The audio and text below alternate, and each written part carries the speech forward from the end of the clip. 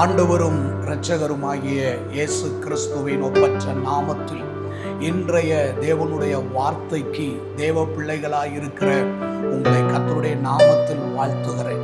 யாத்ராகமத்தின் புத்தகம் 14வது அதிகாரம் முதல் 2 வசனத்திலே எகிப்தில் அடிமைப்பட்டிருந்த ஜனங்களை விடுதலையாக்கி தேவனாகிய கர்த்தர் கானானை நோக்கி நடத்தும் பொழுது அவர்களை பெலிஸ்தியரின் தேச வழியாய் போவது சமீபமானாலும் அந்த வழியாக தேவன் அவர்களை நடத்தாமல் சிவந்த சமுத்திரத்தின் வனாந்தர வழியாய் ஆண்டவர் நடத்தினார். அந்த வனாந்தர வழியிலே சிவந்த சமுத்திரம் அவர்களுக்கு தடையாக இருந்தது. சிவந்த சமுத்திரம் அவர்களுடைய பிரயாணத்தை தடை செய்தது. தடை செய்யப்பட்டு இருந்த பொழுதுதான் ஆண்டவர் மோசேயினிடத்திலே சொல்லுகிறார், சிவந்த சமுத்திரத்திலே பாளையம் இறங்குவீர்களாக. சிவந்த சமுத்திரத்தின் பாதை கடக்க முடியாத ஒரு கடினமான பாதையாக இருந்த பொழுதும் மோசேயும் இஸ்ரவேல் புத்திரரும் வாக்குத்தத்தம் பண்ணப்பட்ட தேசத்தை சுதந்தரிப்பதற்கு அந்த கடினமான பாதையை தெரிந்து கொண்டார்கள். அவர்கள் தங்களுக்கு சுயமான ஒரு பாதையை தெரிந்து கொள்ளவில்லை, தங்களுக்கு இஷ்டமான ஒரு பாதையை தெரிந்து கொள்ளவில்லை. தேவ ஜனங்களாகிய நாம், தேவனை ஆராதிக்கிற பிள்ளைகளாகிய நாம், தேவனை தெய்வமாய் கொண்டிருக்கிற தேவ பிள்ளைகளாகிய நாம் நம்முடைய வாழ்க்கையில் கவனிக்க வேண்டிய ஒன்று, தேவன் ஏற்படுத்தி கொடுத்த பாதையில் நடக்க நாம் அழைக்கப்பட்டிருக்கிறோம். தேவன் ஏற்படுத்தி கொடுத்த பாதையில் நாம் நடக்கும் பொழுதுதான் நான் தேவனுடைய ஆளுகைக்குள்ளாக இருக்கிறேன், தேவனை நான் சார்ந்து கொண்டு இருக்கிறேன். என்னுடைய நிகழ்காலமும் என்னுடைய எதிர்காலமும் தேவனுடைய கரத்தில் இருக்கிறது.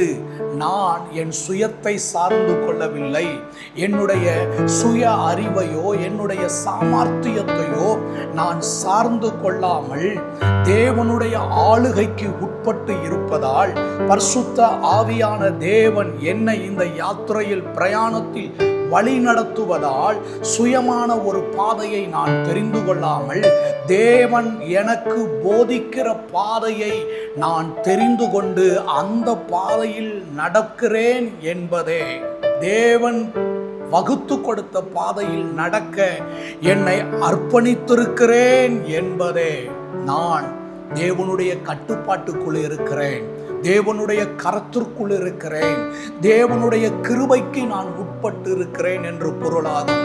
அப்படி தேவனுடைய கரத்தில் அர்ப்பணித்து அந்த பாதையில் நீங்கள் செல்லும் பொழுது, அந்த பாதை உங்களுக்கு கடினமாக இருந்தாலும், அந்த பாதை உங்களுக்கு தடையாக இருந்தாலும், அந்த தடைகளை தகர்த்து அந்த கடினமான சூழ்நிலைகளை மாற்றி வெட்டாந்தரையில் நடப்பது போல ஆண்டவர் உங்களை நடக்க செய்வார். நான் தேவனுடைய பிள்ளைத்தான், நான் தேவனை ஆராதிக்கிறேன் என்று சொல்லி உங்களுக்கு சுயமான வழியை தெரிந்து கொள்ளாமல், உங்களுக்கு அனுகூலமாய் உங்கள் மனதில் தோன்றுகிற பாதைகளை தெரிந்து கொள்ளாமல் முற்றிலுமாக தேவனுடைய கரத்தில் ஒப்பு கொடுத்து, கர்த்தாவே நீர் தெரிந்து கொள்ளுகிற பாதையை, நீர் தெரிந்து கொள்ளுகிற வழியை எனக்கு போதித்தருளும் என்று சொல்லி உங்களை தேவனுடைய கரத்தில் அர்ப்பணிப்பீர்களானால் கடக்க முடியாதவைகளை கடந்து செல்லுவீர்கள்.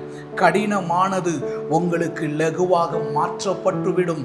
கடலையும் உலர்ந்த தரையிலே நடப்பது போல, கடலையும் வெட்டாந்தரையில் நடப்பது போல நீங்கள் கடந்து முன்னோக்கி சென்று ஜெயத்தை சுதந்திரித்துக் கொள்ளுவீர்கள்.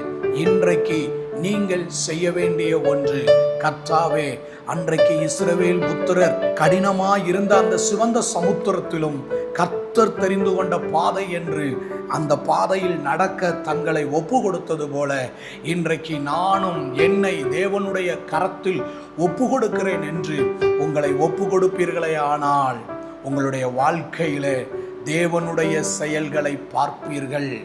ஆராய்ந்து முடியாத பெரிய காரியங்களை நீங்கள் உங்கள் வாழ்க்கையிலே பார்ப்பீர்கள். தேவனுடைய கரத்திலே ஒப்பு கொடுத்து ஜெபிப்போம்.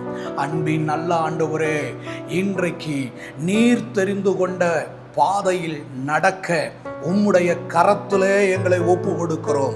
உம்முடைய பாதையில் நாங்கள் நடப்பதற்கு ஆண்டவரே அதில் இருக்கிற கடினமான அனைத்தையும் நீர் மாற்றி எங்கள் பாதைகளை லெகுவாக்கி தருகிறதற்காய், எங்கள் பாதைகளில் உம்முடைய கரத்தை வெளிப்படுத்துகிறதற்காக உமக்கு ஸ்தோத்திரம். இயேசுவின் நாமத்தில் பிதாவே, ஆமென். God bless you.